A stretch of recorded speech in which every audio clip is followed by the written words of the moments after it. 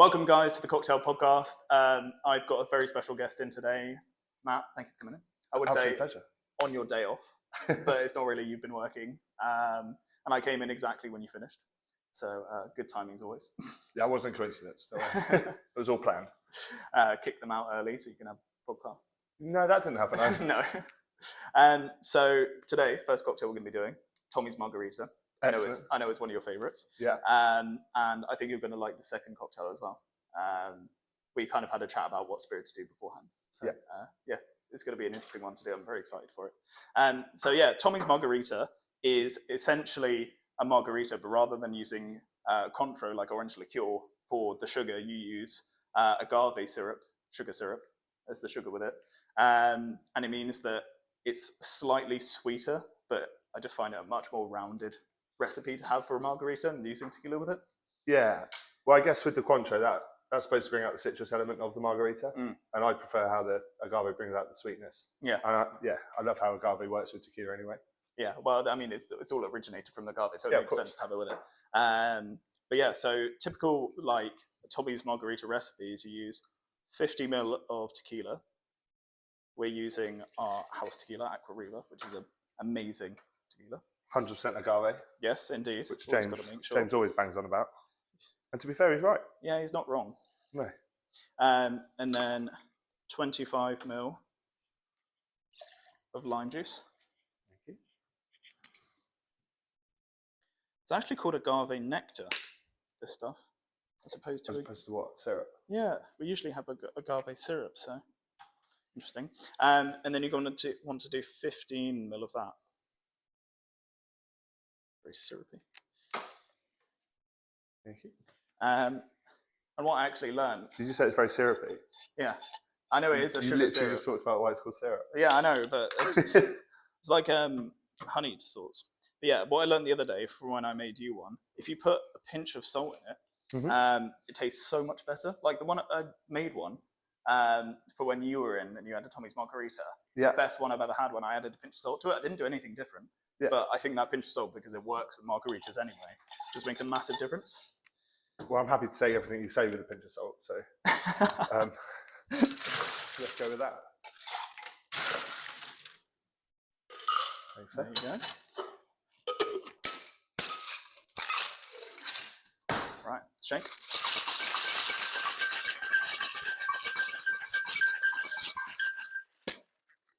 And then we need to get our rocks glasses and double strain it over ice.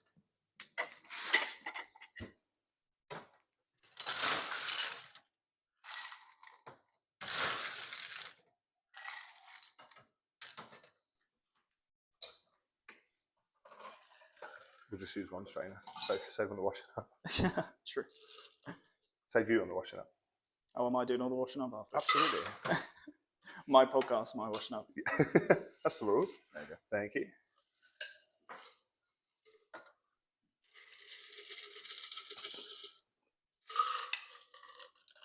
Then I've got some nice dehydrated lime slices to whack in there.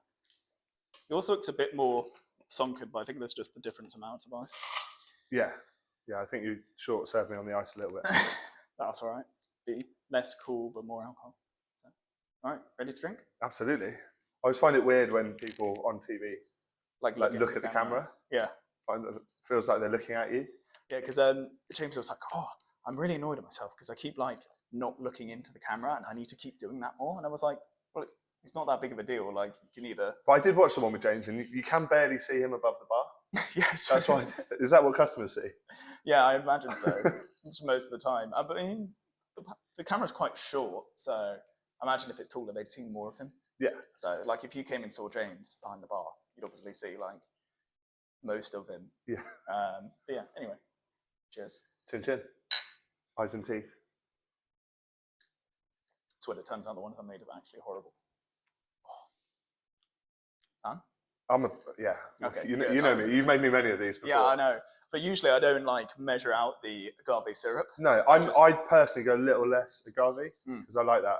If you want to add some more lime. Yeah, I mean, I'm happy now, but okay. I'm not going to complain about your cocktails. I mean, by all means you can. I made it. Oh yeah, true. Actually. But yeah, I'd probably have slightly less agave. Yeah, because I usually just free pour it, taste it, and then go, okay, it needs a bit more, a bit less, rather than just. That's the only way you can do it with cocktails. You have to taste them. That's what I was taught when I've made cocktails in the past. Is just you have to keep tasting, and that was easier for me because I'm massively into my cooking. Yeah. So it's all about getting that balance of flavors, and the only way you get that is tasting. It's the same when I'm cooking at home, constantly tasting. You can add little bits here and there, and you go totally off a recipe. Yeah. I understand the recipe's there for guidance, but yeah, you can add in little twists here and there. Yeah. But yeah, so that's what I kind of noticed as well. Like, you can't just go through a dish, cook it all, and then serve it to someone, or you make it for yourself and you try and you go, actually, that tastes really shit. Needs more salt. Needs some more pepper. Yeah. That probably should have been done from you tasting it. The same goes for cocktails. But adding that little pinch of salt has really heightened everything. Yeah. Which I guess it's seasoning, isn't it? So. Yeah. And it's something that people don't do as much, which is what Jack was on about, wasn't he? With adding salt and like MSG to cocktails. Yeah. Which is something that. Is it too soon to talk about Jack? Or? Well, no, it's just the gentleman that came in and you were having a couple of drinks with. But like Zach and I were talking about putting salt into cocktails. Yeah. Before Jack even came in, it was actually on the last podcast episode. We were talking about putting salt into it. Definitely listen to that. So yeah. I do actually want to pick up on one of the past podcasts. And just put a statement out there, mainly to James, for him absolutely slating gin and tonic drinkers. Yeah. For like I'm going to say a good 15 minutes of the podcast. Yeah. Well, you know me, I'm a massive gin and tonic drinker. Yeah. I love gin and tonic, and I want to put it out there to anyone who's listening that you're allowed to drink gin and tonics. Yeah, it's fine. Absolutely. Even if you should especially order them with James, because sometimes the sun's out. You need a quencher, and that's what it was designed as.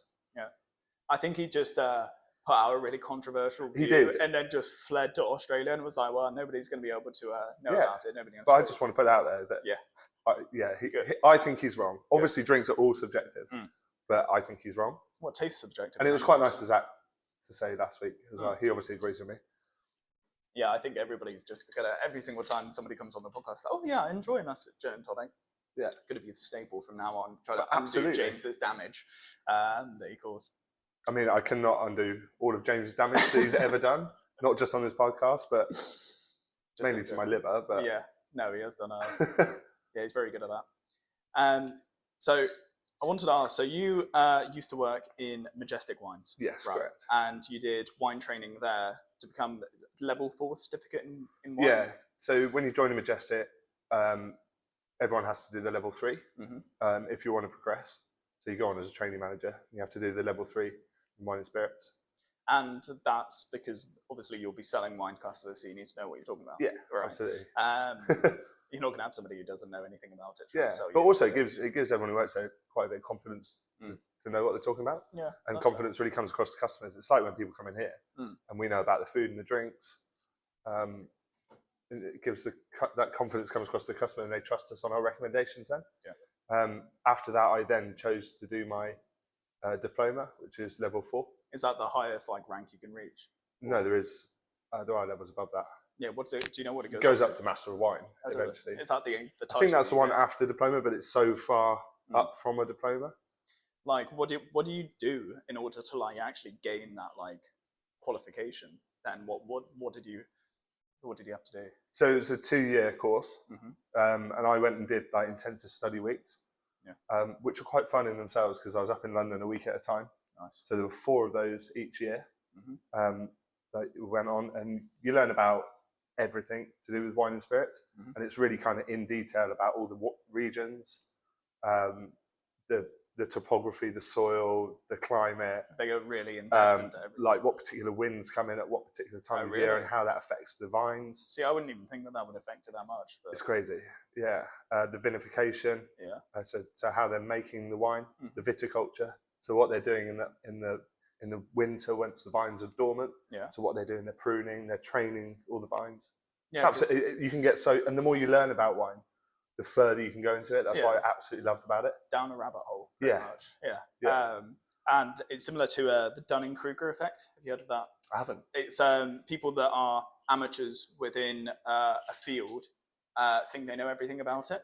and the more and more there comes a stage where you start to learn enough that you go, I actually have no idea about this entire field in general. Absolutely. And then as you start to go through all those qualifications and everything and learn more knowledge, you start to get more confidence. There's like a scale where confidence level, like amateur to like pro, and it goes up, down, and then slowly climbs back up again, which I thought was quite cool. It's done by some psychologists. But yeah, like for example, I know absolutely fuck all about wines in general. I know what wines we have on the menu, what they pair with, all that type of stuff. But well, there you go. That's more than base level. Yeah. But also, it's really key to understand, especially with wine. It's about what people like, and also with drinks and stuff. Like you could try and sell your favorite drink all night. Like you're not going to do it. Like sometimes people just want a porn star martini or espresso martini or a gin and tonic. Yeah. No, not gin, we're not standing off gin and tonics. A lot of especially when I work for Majestic, a lot of it is it's a commercial wine company, and a lot of people want their New Zealand Sauvignon and their Malbec, which you could probably see. Yeah, you've worked as a bartender here. Yeah, absolutely. Two favourites. You know? Yeah, they're the top sellers, and that's what people want. And might be like I wouldn't drink those wines. Well, sometimes I would, but I wouldn't go. They wouldn't be my go-tos if I was like having a glass after work. But that's what people, and you have to accept. Yeah, that's what people want, and you have to provide the best version of that. So it's been quite good fun putting the wine list together here. Yeah, because you're in control pretty much of all the wines that go on the list. Yeah, I mean, there's a few of us that have got an interest in it. I'm always keen to, if people have got an interest, then let them run, like you guys with the cocktails. And we had a couple of people who were keen to get involved in the wines. Yeah. But yeah, it was good putting it together because obviously the food that's being produced here, our previous wine list didn't quite match up to that. Yeah. And I was really keen to have wines that showcase the food a bit better, and really have some quirky stuff, but also you can't go away from the mainstream. You need Prosecco, you need New Zealand Sauvignon, you need an Argentinian Malbec on there. Yeah, that's right. And how would you choose in order to do the wine list? Like, how would you choose from the amount of like wines we could get from our suppliers and narrow it down into like a list of like 10 wines, say for example, for a place? How did you go through that process? I mean, there's a lot of tasting that goes on. Yeah, naturally. Yeah, absolutely. Also, you have to trust what the suppliers are telling us. So obviously, I put it to our suppliers to say we wanted to change it. Rough guide of what we fancied, a bit more of an eclectic mix. Yeah. They came with samples and there was a lot of tasting. And yeah, just go with stuff that you think will go with food as well. Yeah. Doesn't always pan out that way. And again, I'm always happy to be wrong. And again, wine's subjective. Wines that we sat down and loved on a Tuesday afternoon in January might not be liked on a Friday night out on the terrace. Yeah. Well, it was nice to grow that and give a good option. Yeah, well, we've got a wine tasting coming up, haven't we? For staff training. Yeah, wine training, yeah. And that's because the wine list has been like really like refined over the last few menus. And so do you think any will probably change? Are there any that you're not really happy with that you'd rather like change? No, I don't think so. Is that just for staff to be able to taste the wine, know what they're selling and have that? Well, it goes back to that, giving people a bit of knowledge. And we'll look at like service of wine, so people are confident going to the table, because it does change the customer experience. And all at the end of the day we're here for is to optimize the customer experience. Yeah, I mean, if you break it down. To be fair, there's been a few times where I've gone to pour a bottle of red after I've opened it. They've tried it and they go, "Oh yeah, that's absolutely fine." Where I poured it and I've accidentally poured it on their cutlery, or occasionally this happened in their dish, and I've gone, "Oh fuck." Like, it's a really bad feeling in order to do that. But in order to get that training, like, you know, it built up my confidence a lot. But now I'm fine doing it. It was just in like the earlier times in which it was my first few doing it. And then that doesn't give you the confidence in order to actually go to that table and do it. So yeah, I'm very happy with doing that. Yeah. I wanted to ask as well, because this is something that James and I talked about on the first episode. And I wanted your opinion on it, because again, don't know that much. Corked wines. Yeah. Right. How can you tell if a wine is corked? When a server comes over and they pour it for you, you taste it. Is it really obvious usually? Oh, massively. If it is actually corked, yeah. So a corked wine, there's a chemical that comes from cork. Yeah. Its abbreviated term is TCA. Don't ask me what the... Yeah, that's fine. I know you're a nerd, so you're going to Google it later. Yeah, I will. And you will tell me the long name. And it comes from the cork, and it gives the wine cork taint. Basically, the simplest way to look at it is wine is made from fruit and it's supposed to smell of fruit. If that wine doesn't smell of fruit, then there's going to be a problem. But a lot of the time, the TCA will give the wine like hints of wet dog and like cardboard. I'll try and find one at some point. But it was something we always used at Majestic to customers. We used to do a nice little simple wine course, introduction to wine thing. And we'd always keep a corks bottle if we had one. Because it does happen. It's a natural product with a natural closure. It does happen. Obviously, the move these days to screw cap, it doesn't happen as much. What you get with screw caps sometimes is it gets oxidized. If that screw cap isn't fully closed, it gets oxidized, which means oxygen's got to the wine. And then what will happen then is it will start tasting old. So like, think if you left a bottle of wine open for like a week, or just get a glass of wine, pour a glass of wine at home, leave it for a few days, and then smell it. It will start smelling like raisins and like vinegar. And vinegar's kind of that's oxidation on a wine. So they're the two things that you're looking for when you go over to the table and you do all the wine wankery. And like the big procession. Michael McIntyre does a good piece on it. I don't know if you're a fan of Michael McIntyre. I haven't seen that. But he does a good old. That must be about 15 years old. It's like about the whole showcase about wine wankery. But yeah, that's what you're testing for. It's not whether the customer likes it or not. Yeah, that was just for my own curiosity because we discussed it, but I didn't actually look into it yet. Obviously, if a customer has a glass of wine and they don't like it, we're going to do our best to change that. But that's not what it's for. So regarding like white wine, rosé, and red wine, I know red wine is prepared like the vinification process is different to white. Like, what's the difference between white, rosé, and red? Like, how they're prepared? Because I know they keep like some stuff in. Yeah, a lot of it comes down to the grape variety. So there's white grapes and black grapes. So white grapes, you'll pick the grapes, get them from the vineyards, and as quick as possible, you'll press the juice off the skins, and then the skins get discarded, which will bring us on to Pisco later. Which hopefully this is why you've lined up these questions, because you're a professional podcaster. And yes, I definitely am. Is that what they call a segue in the trade? Potentially. When it comes to rosé wines, there's two ways. You can either use black grapes, leave it on the skin, so press that juice off, and then leave the juice on the skin for a short amount of time. Just to get a little bit of colour to bleed in, and then you'll throw the skins away. Yeah, because they sometimes leave stems in as well, correct? Yeah, exactly. So what that'll give the tannins. When it comes to red wines, they leave everything in, and you'll get all the tannins and colour from that. Well, that's what I learned from our orange wine that we got from Romania. It's a white wine prepared through red wine method, isn't it? Yeah, exactly. Which is why it's got the colour.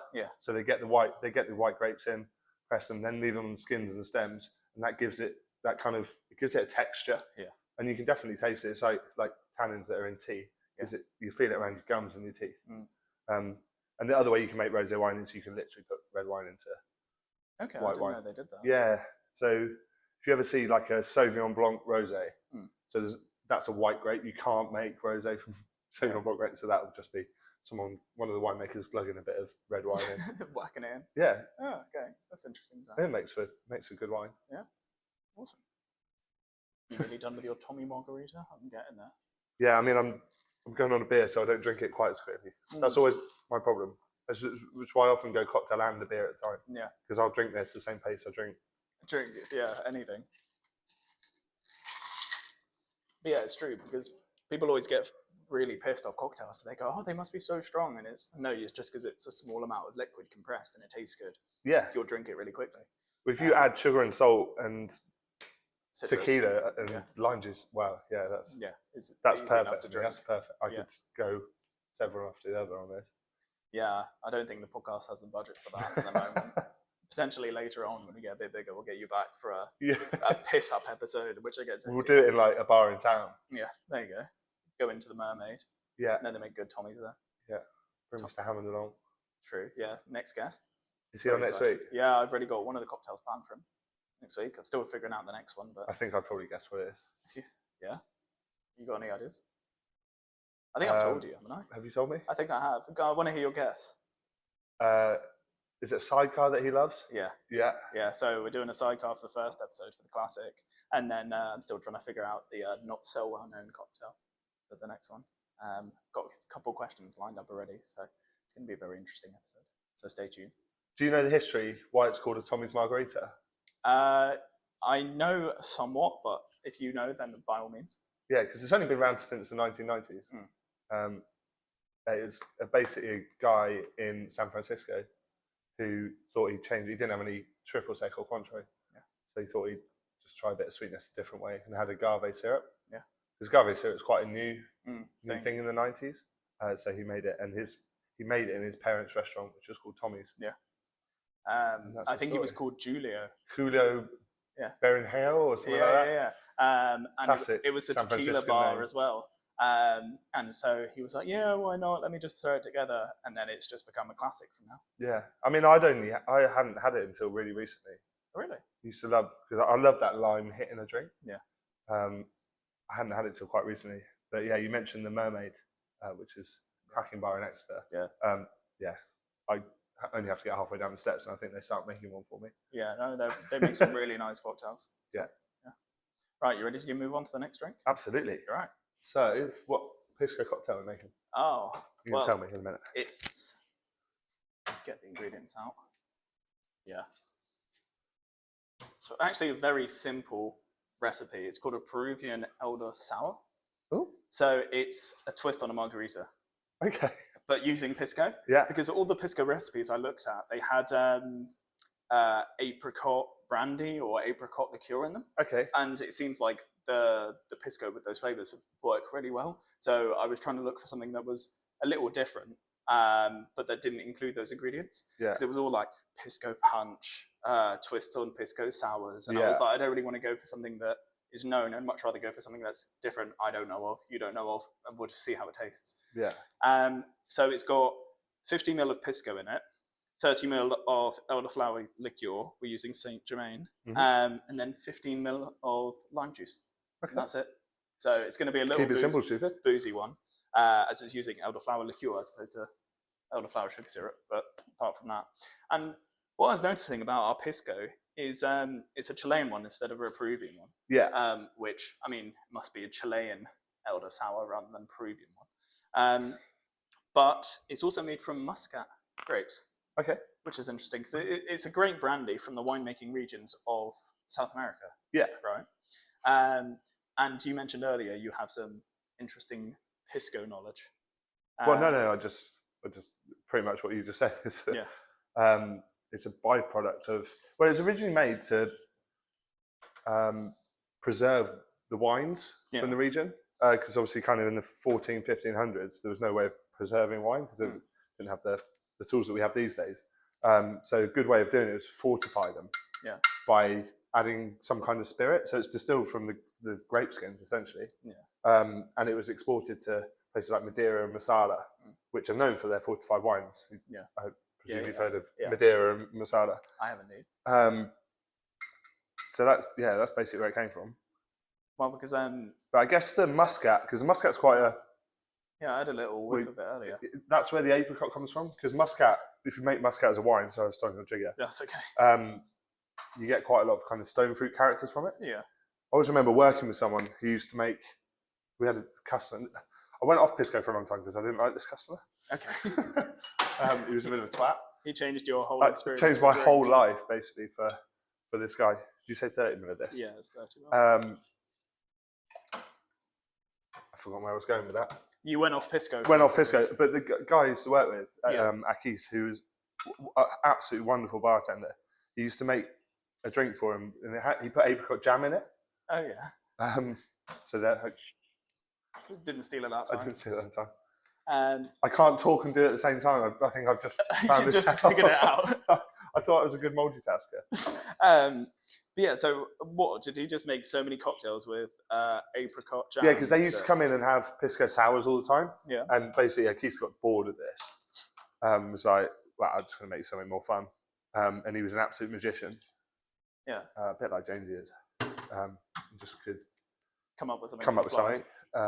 Yeah. So it had apricot jam in. And what, did it taste nice? Have you tried it? Or did you just drank so much? I always tried it. Yeah. He was a feeder. Yeah, like James. Yeah, exactly. Right, and then you just shake it down and strain it into a coupe. Yeah, and that's it. We've got frozen coupes, haven't we? Yeah, it's just those three ingredients. But I like that about cocktails when they're simple. Yeah, simple cocktails work really well. Yeah.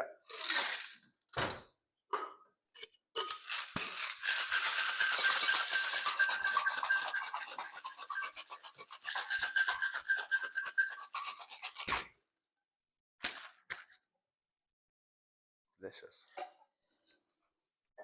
I quite like sour cocktails. I don't like cocktails that are overly sweet. I just think I completely agree with you. You lose a lot of the interesting alcohol flavors when it becomes a bit too sweet.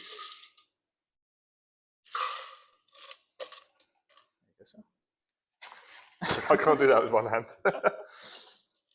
Which is unusual for me. Lots of things I can do with one hand.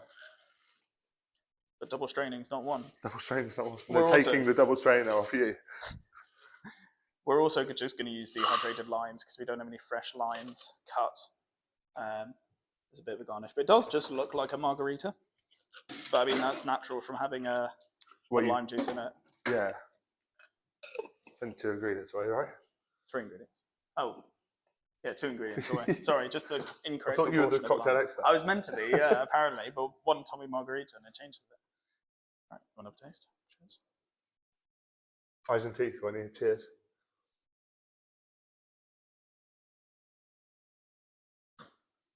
Oh, it's interesting. You get the elderflower. I'm not sure you get as much of the pisco, which is strange. You do get a pisco. I got quite a good mouth. I just got a big mouthful of like elderflower going on. Did you? Yeah. Elderflowers can be quite overpowering. Yeah, but I'd be really happy with that in a bar. It's weird because elderflower tends to be one of those things that you pair with like flavors that are really delicate, like peach, because it like adds to it, but doesn't have that like big front like flavor at the front that you'd have with other I've only ever thought of elderflower with like using lemon juice as well in cocktails. I think the lime works well with the pisco though. Yeah, definitely. But I'm definitely getting that kind of a bit of apricot-y, peachy kind of flavour. Yeah, and I think that's why all the ingredients kind of have it. It's quite a short drink as well. I mean, it's only like 95 ml. Yeah. So just under 2 doubles. Yeah, that's good. And which most of it is alcohol. So, yeah. All right, grab a seat and have a chat. Leaves it on the it's not actual sweetness; it's perceived sweetness. Yeah. It's the same with wine. People go, "Oh, I want a sweet wine." Yeah. Actually, all they want is a fruity wine, and it's still dry. Yeah. Like Sauvignon Blanc is still dry, but it's those because of the perception of you smell passion fruit and mango and pineapple on a wine. Yeah. You think it's going to be sweet. Yeah. Because that's what you associate with those fruits. Okay. Yeah, interesting. Because I thought they just naturally added sugar into it. Yeah, I mean there are sweet wines. Yeah. But when most people ask for a sweet wine, it's just they want something fruity. Yeah. It surprised me as well because like the dessert wines we have, we serve about 75 ml for like a standard portion of it. Yeah. And I didn't realize dessert wines that we have are quite expensive. In comparison to like, I don't know, a bottle of our Malbec, like the bottle of our dessert wine is like maybe 2 to 3 times the price of that. Yeah, absolutely. It's because of the process. Is it literally just because of that? I thought it was just we bought high quality dessert wines. There is a bit of that as well. Yeah. It's a combination of both. But you can get cheaper dessert wines. Yeah. But they don't deliver the complexity. With dessert wine, you can get such complex flavors because of the process with the grapes and the drying the grapes and how they're stored after that. Really brings out loads of different characteristics and complexity and layers. Because drying the grapes before you put them in results in a much richer flavour. Yeah, of course. So it evaporates the water out. So you've got concentrated flavour in the water that's left. Yeah. Before you take that juice away. Yeah, which I think is a really nice technique that they use. And I was actually thinking about this on my drive in. You know, me being the professional podcaster I am, thought about the questions before time, and. We had a chat on that 10-minute drive in. Yeah, actually it was more like 20 minutes. Got stuck in a bit of traffic. Yeah, 5 p.m. But yeah, we had a conversation a little while ago about soil within wines, and you had a glass of wine after you finished your shift, and you were like, "Oh, there's got a lot of flint in it," right? And you were having a chat about that. I don't know what specific wine it was, but there's a fucking hell. Tommy's margarita in a shot. I can't speak. I'm starting to slur. I have that effect on people. What, did they just start to like drool out their mouth and not be able to do anything? Does the soil really like make that much of a difference? Do the grapes like suck up the stuff Yeah, I in the mean, it soil? doesn't. So when I was probably trying the Loire Valley Sauvignon we've got. Yeah. So that flintiness, yeah, wouldn't necessarily. It does come from the soil a little bit because it's really limestoney soil. Yeah. Really chalky soil. It does affect it. It affects how the vines grow. If you've got really fertile soil. I mean, this is really nerdy. Yeah, go on. I love nerdy stuff, as you know. So if you've got really fertile soil, the vines grow willy-nilly and produce loads of grapes. Yeah. And what you'll find is that will go into cheaper wine because they've got loads of grapes. Yeah. And then if you get into harder soils, the vines have got to work. So the harder a vine's got to work, the better the wine's going to be. Okay. This is very vast generalisation. Yeah. But then you do have lots of different soil types which do affect the flavor, the final result and the flavour. So you look at like Champagne, it's really kind of chalky soil, which is why it's very good in the southeast of England, because of those chalk streaks over. So White Cliffs of Dover, that's the southeast of England, and down here, just up the road at Pebblebed, they've got that kind of streak of limestone as well. Yeah. Okay. So yeah. Well, we had a chat a little while ago when we were. Excuse me.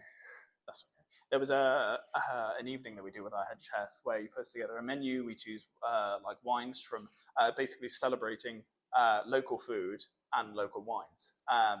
And we had a massive conversation about how English wines are different to the typical wines that people would usually drink from hotter areas. Yeah. And you were saying, well, obviously the grapes aren't going to have as much heat. It's going to be a lot colder. And so you're not going to get as much fruitiness usually as a generalization than you would with like a French or a Spanish or an Argentinian wine, which I thought was quite interesting. I was wondering whether you had anything else like to touch up on about that. Yeah, so grapes obviously it's a plant producing a berry, and it needs sun to ripen that berry and give it the phenolics, which then end up as flavour in a wine. There's a lot about grape variety and what grape varieties survive in England. And you've seen a massive shift. Well, there has been a massive shift in the last 20 years, kind of with the big. I'm not going to say climate change. I'm going to say it. That's fine. Climate change. So people are finding that they can, or winemakers are finding they can grow grape varieties that different areas. In different areas, yeah. So it's getting that way, but you still in a cooler climate, you'll get a completely different wine to if you grew it in sunshine all year long. So if you take very, very good example is a French Sauvignon Blanc from the Loire Valley, say, which would be classed as a cool climate, versus a New Zealand Sauvignon Blanc would be classed as a warmer climate that gets the sunlight all day, every day in its growing season. And that's where you get the tropical flavours and all the fruit from. Whereas the French Sauvignon Blanc will be more refined. Would it be much more dry? Well, that's what I was saying about dryness and sweetness. They're both dry. The Sauvignon Blanc has that acidity that will create a dry wine, and the vinification methods will be to create a dry wine. But it will be more tropical, real aromatics on the New Zealand Sauvignon Blanc, whereas it'll be more kind of grassy, flinty, green fruits, like green apple. Yeah. So it's really hard to explain without trying them, but if you put them next to each other, it's a really good example. Try a Chardonnay from France versus Chardonnay from Chile, for example. Yeah, and it will taste massive. Like you'll be able to smell banana and pineapple on the one from Chile, but the one from France will smell all minerally and lemony. Yeah, which kind of segues into my next question, as you mentioned earlier. Yeah. I wanted you to chat a little bit about Old World versus New World wines. Okay. Is this the wine podcast now? It's just something that I thought you had a lot of knowledge on, and so it would be a bit dumb of me in order to like not expand my own knowledge, but also everybody else's out there, because those terms get tossed around a lot. But like I was just wondering if you could talk more about it. Yeah, I mean it's actually really simple. The Old World is basically just Europe, where wine started getting grown, and then the New World would be classed as the new places, like basically the Southern Hemisphere, where wine got taken. So if you think Old World, you think in France, Germany, Spain, Portugal, Austria to a certain extent, Romania, Hungary, and they've all been doing it for donkey's years. Well, thousands of years. Yeah. Talk about wine in the Roman times, and I didn't mention Italy there. which is very remiss all of the me. Italians are going to be annoyed. Because that's a big question for people who love wine is, if you could only drink wine from one country for the rest of your life, where would it be? Okay. Yeah. And my answer would hands down be Italy. Really? Absolutely. See, I know a lot of people go France because champagne. Yeah. But anyway, maybe that's something for you to think about and discover. I'm a French wine drinker anyway, so there you go. Yeah, I would have to say France. But I know you love the Portuguese red that we have because it's near to Porto, so it's got a lot of the same grapes as port within it. Yeah, you find you get an affinity to some places, and also like you don't try different wines all the time. Yeah. Like even if you love wine, you can't keep trying different wines, and eventually you go, oh, that's one I like. Yeah. Or that's a style I like. Yeah. Stick with it. And this was interesting as well. When people go and do wine tastings, right, they go to a vineyard, they get a tour around, and they're all looking forward to the wine tasting at the end. Obviously, it's for the vineyards to try and sell them wine that they can take home with them. But what's like, as someone who's like experienced within wine, do you really take in all of the different stuff that the vineyards are doing with the different wines that they serve you at wine tasting? They're all doing different things, which is quite interesting. Yeah. And they've all got their old-fashioned methods or really new world methods. I'm lucky enough, I've been to quite a few vineyards. Yeah. At the end of the day, they're just big fields on hills. Because all the best vineyards are on hills with fantastic views, and you get completely blown away in the tasting room because most of them put their tasting room on the best vista, and they serve you food and supply you the wine, and you think it's the best thing in the world. Yeah. A lot of them do it very differently, and they all do it different. It's like saying, what do we do? How does our restaurant operate versus a restaurant in town? It'll be completely different. It's like who's running that? They're all family run, or most of the time, unless you go to the big corporate ones, which but they're all passed down usually. Best to steer clear of. And same in restaurants and whatnot. Yeah, independent is usually really good because they're the ones that dealt with it for ages. It's people who care about what they're doing, and most of the time you go to, I mean, even just up the road, I talked about it earlier, and we've got a Heron Farm down the road as well. Yeah, like two really local vineyards, and they've got one person who's been doing it for years and years, and that's the person who planted the grape, who cares for it all winter. Like today's been frozen all day out there. Oh yeah, no, it's been freezing. But I know that Alex at Pebblebed probably has been out there all day, like getting ready for what's to come, and then he'll be the one there at harvest testing the grapes to make sure they've got the right sugar in. Or there's a lot of things that people don't really realise that goes on.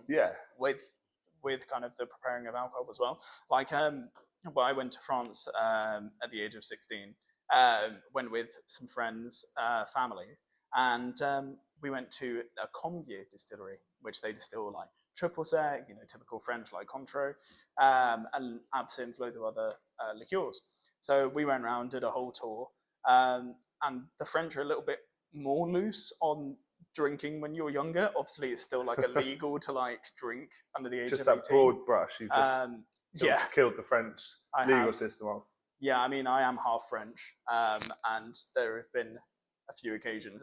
I mean, to be fair, the French are usually like, oh yeah, if you're having dinner, you can have a glass of wine with dinner, and that's the kind of way they do it. Yeah. Which doesn't really get done as much within England, especially below the age of 18.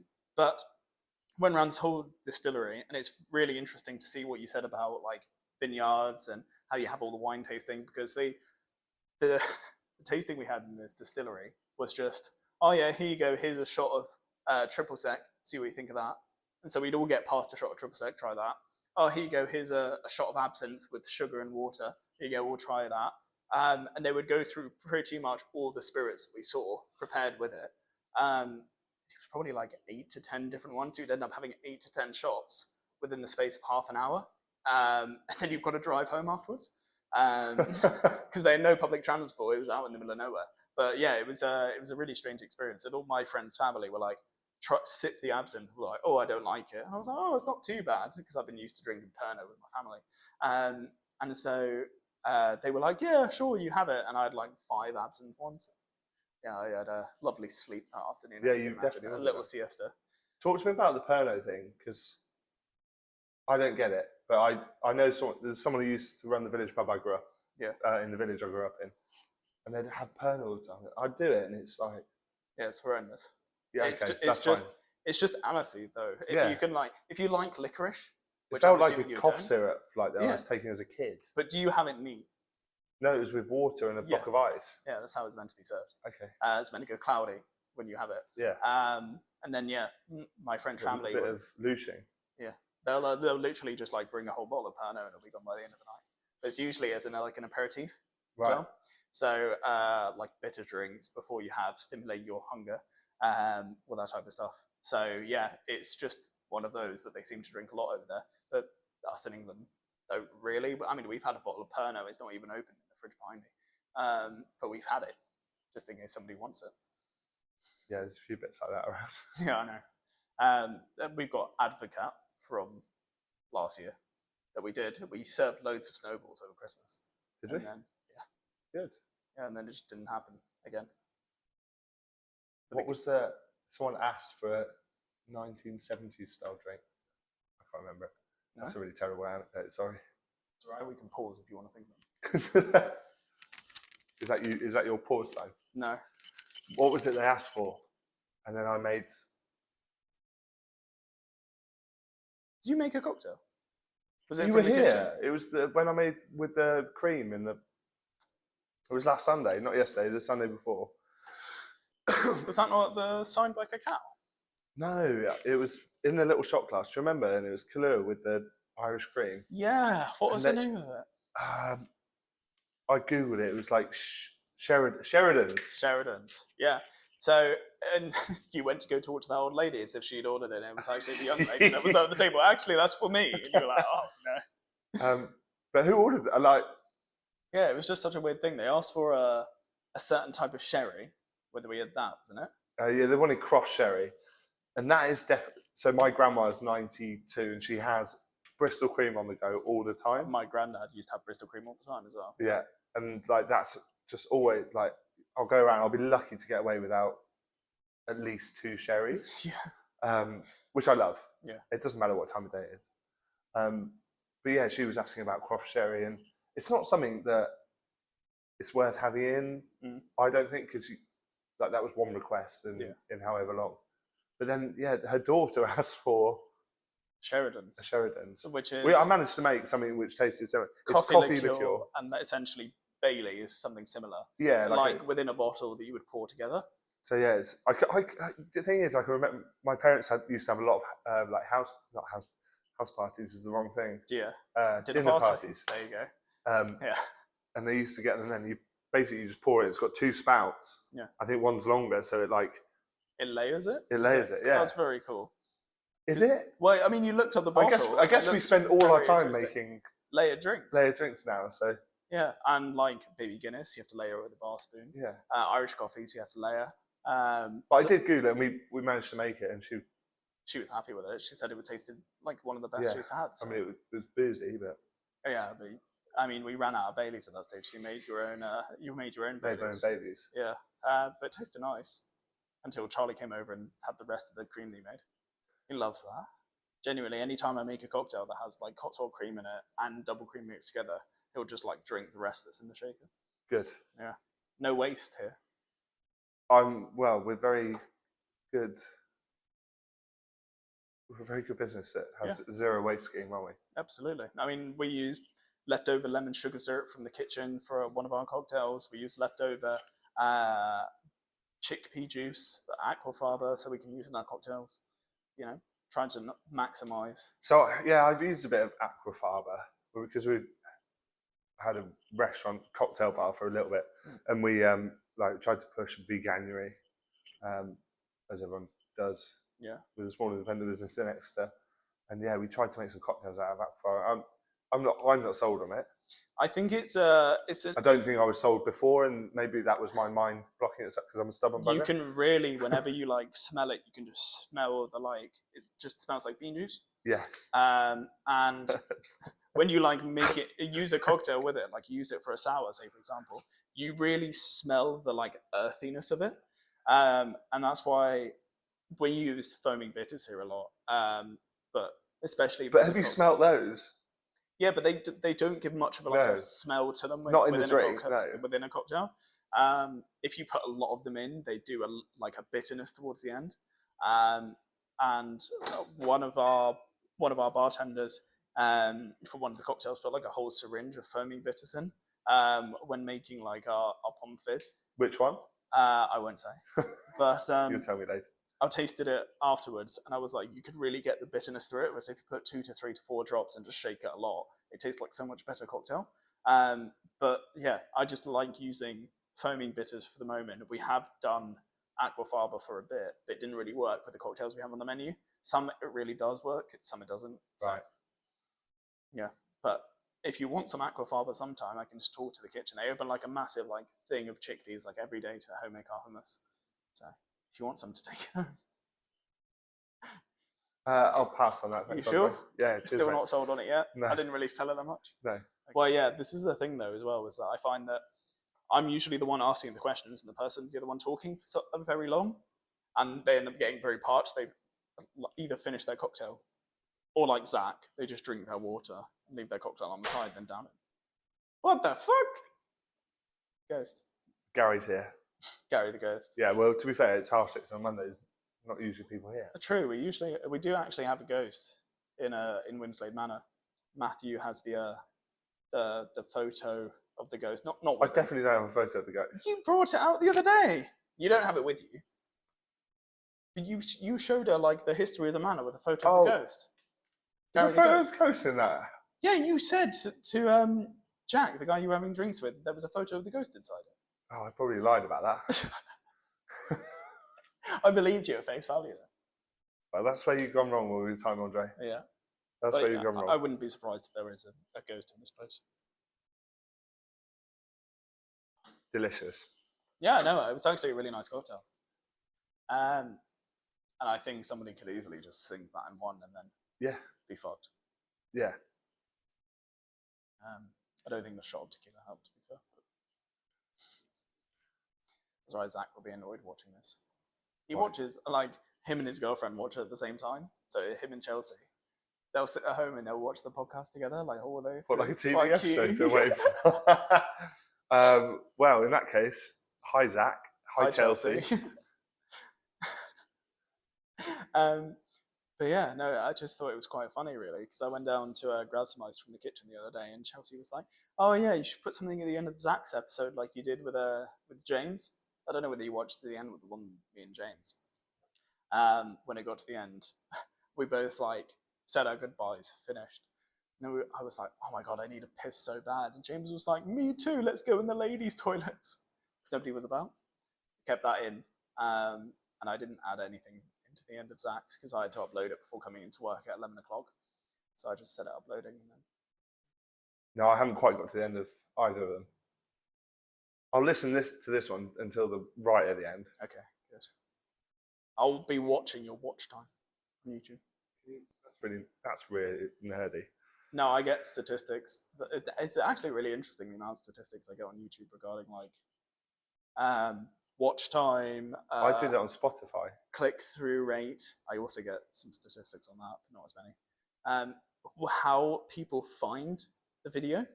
So it can be WhatsApp, Snapchat, all of these pages. I can see whether somebody's clicked through it from a Snapchat link. I've only sent it to one person, so I know that person sent it to other people for them to listen to.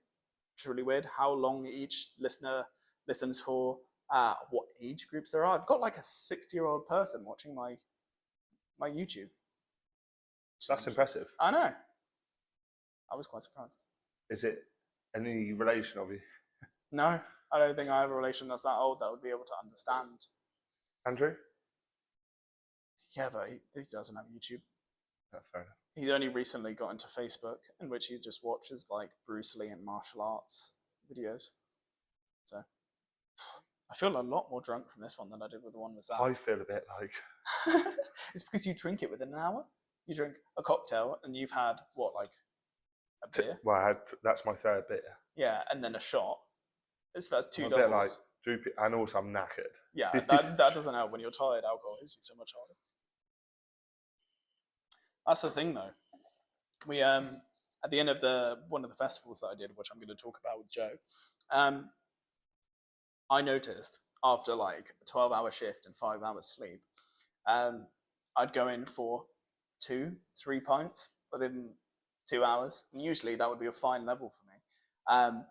I was walking out with a bar and I was like, fuck me, I can't walk in a straight line. I was like, I feel mentally fine, but my body just reacts so much differently to alcohol. And it's just, what if you're tired? Yeah, it's just how your body's like not able to process it as quickly. Yeah.